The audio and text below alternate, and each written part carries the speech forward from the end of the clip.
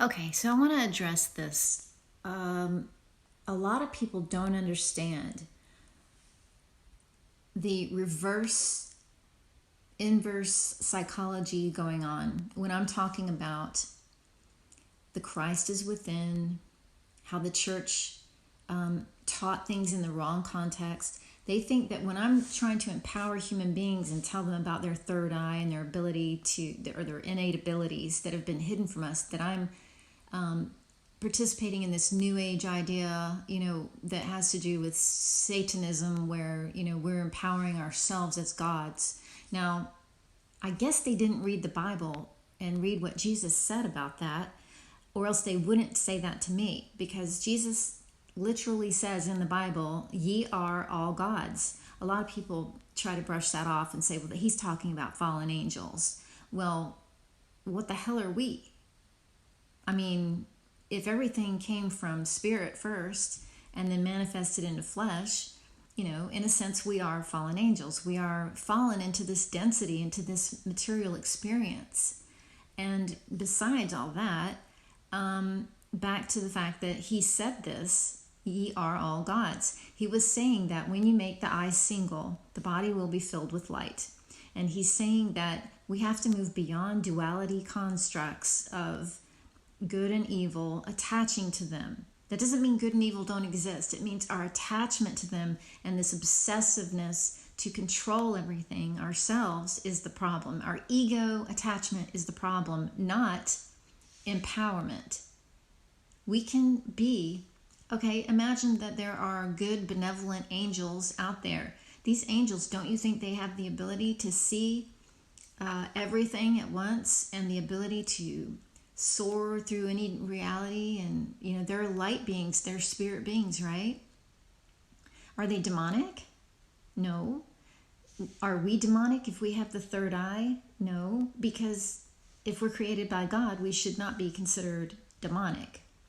However, that said, when we are operating at a low frequency, which is fear, and we allow all the 7 chakras to operate under fear, we experience lust, greed, gluttony, sloth, vengeance, jealousy, and pride. These are the 7 sins, and the 7 chakras are the 7 churches that Jesus talked about. He was getting all of this information from Vedic, Hindu material, Buddhist material that existed long before he ever showed up. Okay? He was bringing this information to the Jews and to secretly infiltrate, because the Romans were trying to control everything and everyone and stamp out this knowledge so people could not be empowered. And this is so crucial for people to understand.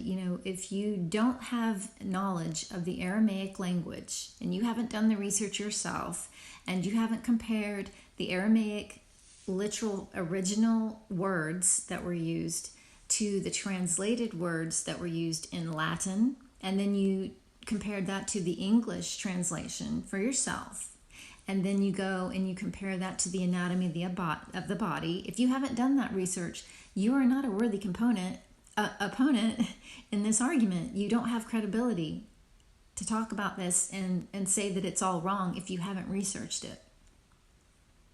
So, that said, I don't want people to think that I'm trying to be right and that I'm full of myself, and this is all about me telling people what to believe, because I'm not telling anybody what to believe. I'm trying to share information that is empowering to you. If you want to continue to be a slave and idol worshiping, as we were told not to do, which is what most Christians are doing when they worship a cross or the image of Jesus in a picture on a wall or something like that, and they think that this man is going to come back and literally save them in the flesh. The Christ is in the flesh, but it's in your flesh. It's something you do as an individual when you stop sinning. And you can stop sinning using your brain and your self-discipline. But the church teaches that we're sinners, we're always going to be sinners, and Jesus saved us from our sins or forgave us so we can go ahead and keep doing what we're doing and we'll be fine and we'll go to heaven. Okay, you can believe that if you want to, but what if you're wrong?